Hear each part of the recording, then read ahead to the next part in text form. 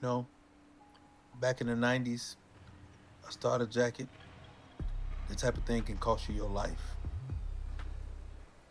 People, back then, they weren't getting robbed for money. They were getting killed for style. You know, Miss Gators, the girls' basketball coach, man, she used to always say to me, boy, don't wear the jacket out here, man. Somebody's gonna kill you for that cold link. What if I had listened to her? Left the jacket at home? Would I have made it through my senior year? Walked away, unharmed, unscathed? What is this. They shot me for that jacket. They jumped out the car, ran up, opened fire, and shot me.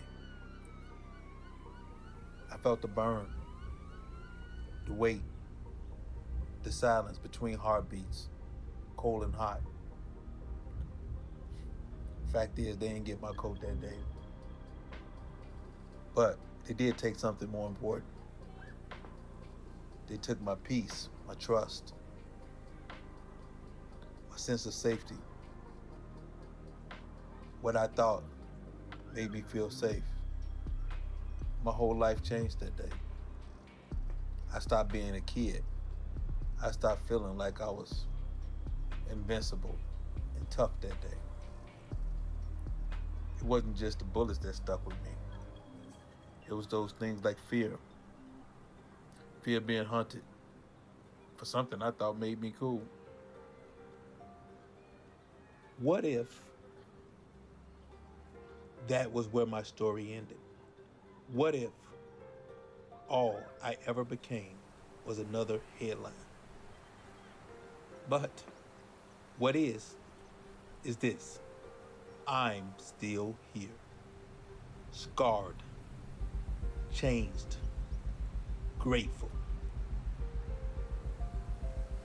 And the question that has followed me ever since that day is, why me?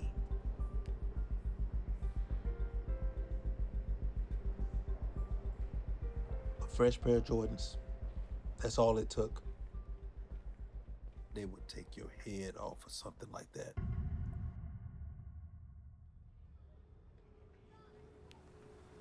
Where I grew up, a jacket wasn't just a jacket. Shoes weren't just shoes. The way you dress, that was your armor, your billboard, your crown. Out here, where I'm from, man, the banks bounced. Jobs dipped. And wasn't nobody flexing a corner office or had college degrees. Nah, nah. You show what you made on your back, on your feet, that name stitched in leather. That was your passport, your stamp. That's who you were. Proof that you mattered in a world that swore you didn't. But that kind of proof,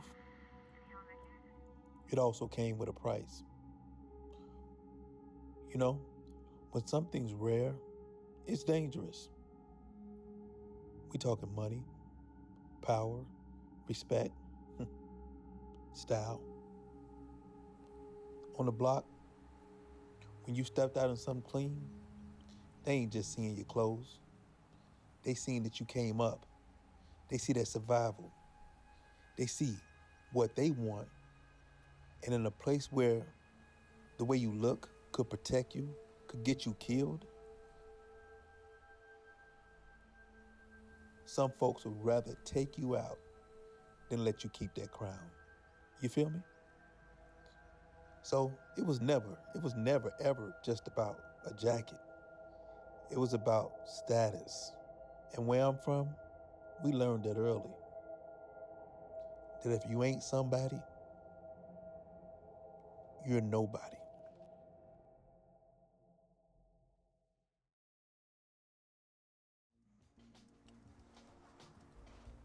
So this is where I went to grammar school, Calhoun, where I learned the foundation of playing basketball.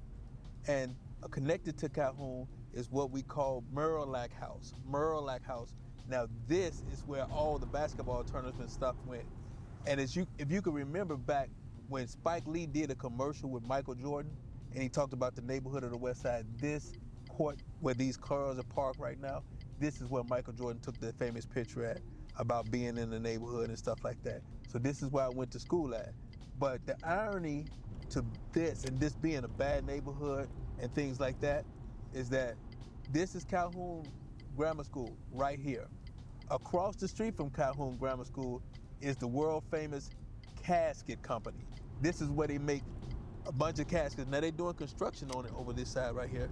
But this is a casket company on this side where they make a lot of caskets. But the ironic thing about that is that a lot of people are dying. There's a lot of people killing each other around here, and they just come right over here and they order the caskets.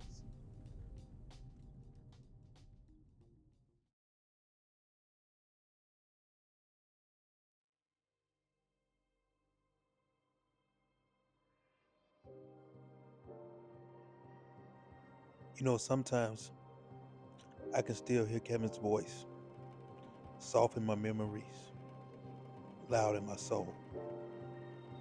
I see his smile in places that he would never get to grow old in. What if he had lived? What would his days have looked like? His joys, his journey. It hasn't been that long, but God, how I miss his laugh, that wild, goofy laugh that made the world feel safe.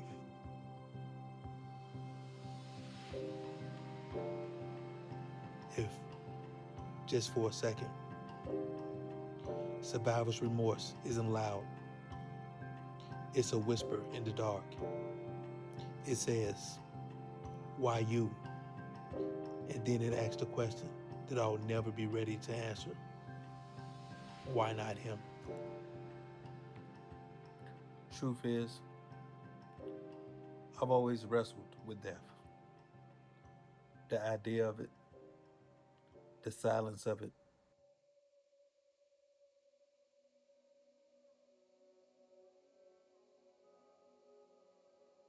How do you keep going when you feel like your heart is being broken on camera? Kevin was a joy. He made the room lighter. Now the silence is so heavy. Aunt Mary, she brought me to God. Now, I talk to him, talk to God, my God, with tears in my eyes. I feel like I'm filming my own damn eulogy in pieces. Now this story is not just about why me. It's why now. It's why them.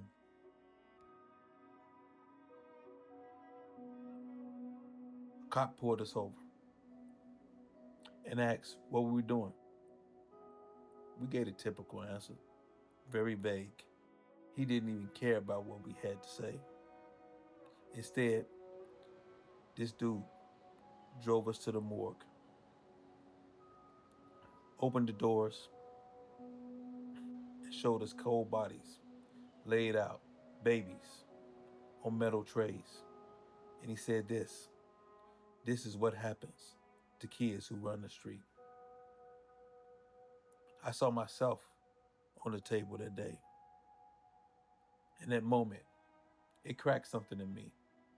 It's haunted me ever since. I'm tired of carrying this. I'm tired of carrying this alone. This truth, this truth have lived heavy in me.